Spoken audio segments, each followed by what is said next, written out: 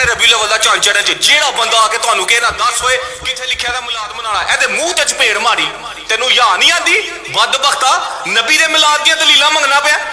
माशाअल्लाह कैसी दलील।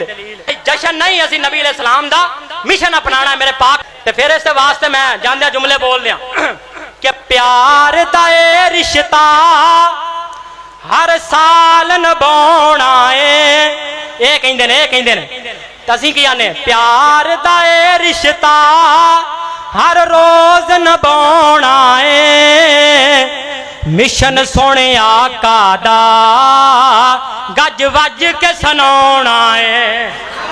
ओ प्यार दा ए रिश्ता हर रोज निभाउणा है जशन नू छड्ड के ते असी मिशन अपनाउणा है।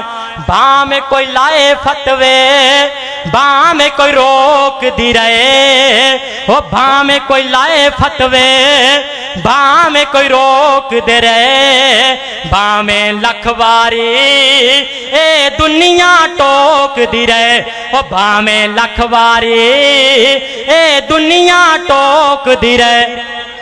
मिशन सोने आका दा ओ मिशन सोने मदनी दा मिशन सोने मक्की दा सुबह शाम सुनाउणा है। कहो इंशाअल्लाह। ओ मिशन सोने मक्की दा सुबह शाम सुनाउणा है जशन नू छड्ड के ते असी मिशन अपनाउणा है।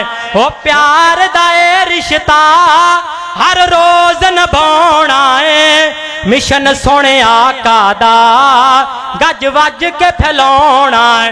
दुनिया ते कम कोई चंगा कर जाइए क्यों ना नसार सोने दे कदमां विच मर जाइए।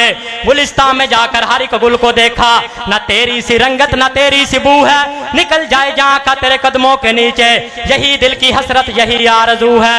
क्यों ना कोई कम चंगा नजमी दुनिया ते कर जाइए मौका मिले ते सोने दे कदमां विच मर जाइए। कहो सुभान अल्लाह।